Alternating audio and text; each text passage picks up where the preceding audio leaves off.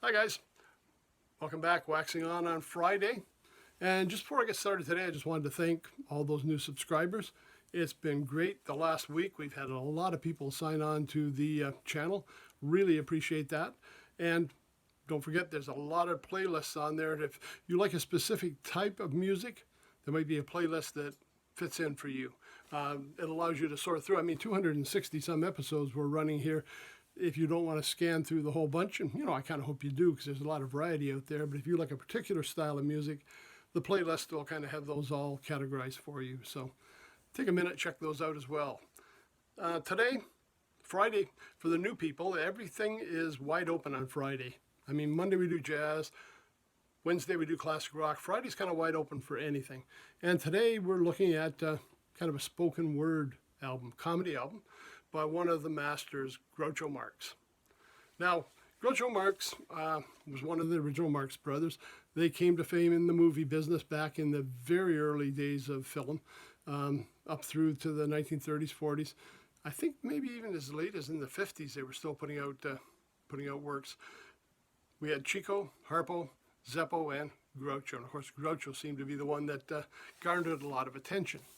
Now, in the mid-70s, there was a bit of a resurgence of interest in the Marx Brothers, and they put out a couple of books. I'll just show you a couple of them here. This one's called Why a Duck?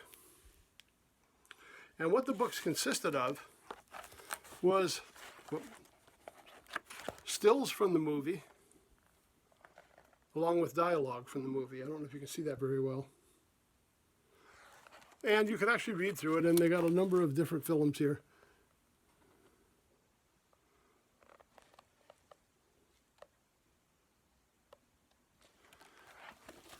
They featured movies included Night at the Opera, Day at the Races, The Coconuts, Duck Soup, Big Store at the Circus, Marx Brothers Go West, Monkey Business, Horse Feathers.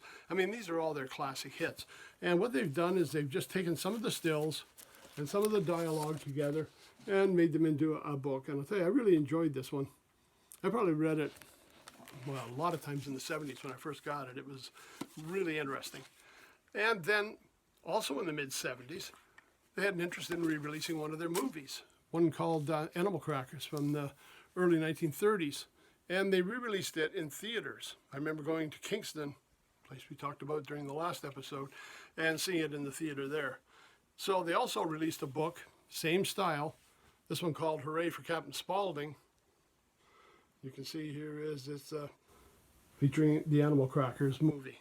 So verbal and visual gems from Animal Crackers. Same format, photos and dialogue. Only this book was a whole movie. I mean, it's a pretty solid book. The other one, about the same size, included 8 or 9 movies in there, so they just picked the best scenes out of them. But this one is the whole thing. And again, nice companion to the movie. If you haven't seen them, I'm sure there's some streaming networks that are carrying them. You don't see them much on TV anymore. That used to be the kind of thing you catch on late night movies or sometimes in the afternoon movies. But they don't seem to be running much of that now. I remember when I was a kid, we had the Bowery Boys every Sunday. Marx Brothers were on TV. We had Ma and Pa Kettle. Shows like that they're kind of lost now unless you can pick them up on video. Anyways, back to Groucho.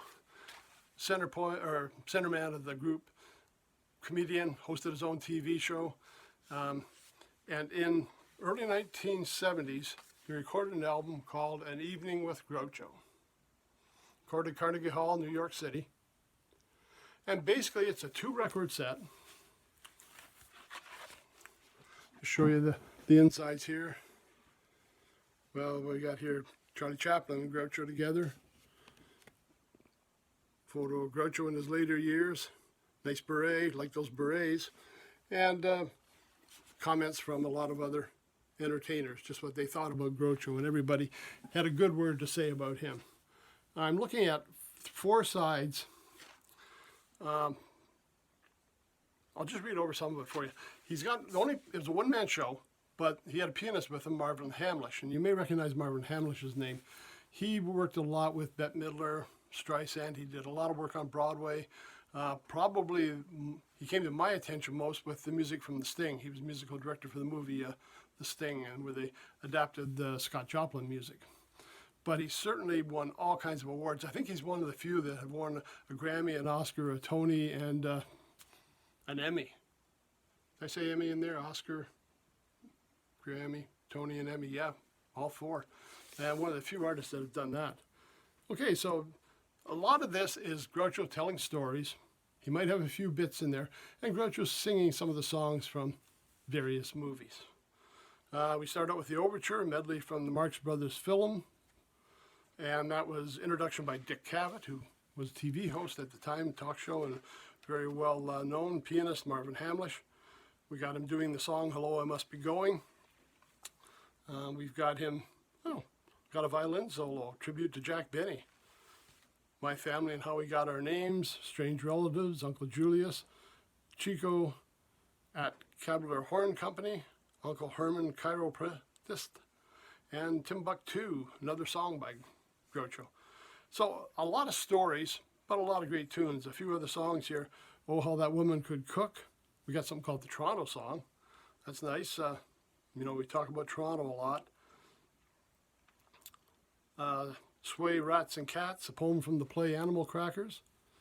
He's doing music from Coconuts. Always by Irving Berlin. Stay Down Where You Belong. Got a story about W.C. Fields in here. Everybody Works But Father. Father's Day song. And probably one of his best known songs, or most fun songs, because I remember even Kermit from the Muppets covered this one, Lydia the Tattooed Lady. 2-album set. I looked on the streaming networks, I couldn't find this one. There are some albums of Groucho's, but not the Evening with Groucho. The Evening with Groucho is still available in vinyl on a few of the sites at a fair price. If you're looking for CDs, it was ridiculous. I saw the albums, $17, $25. CDs were anywhere from $450 to $900 for a CD copy of it. I mean, the album, great. It's spoken word one, so for me, vinyl was good because it's not something you listen to a lot. I mean, you listen to it a few times, it's entertaining, it's fun. It's more of the experience of just hearing Groucho as a one-man show up there, telling his stories, singing his songs, and kind of recapping his whole career.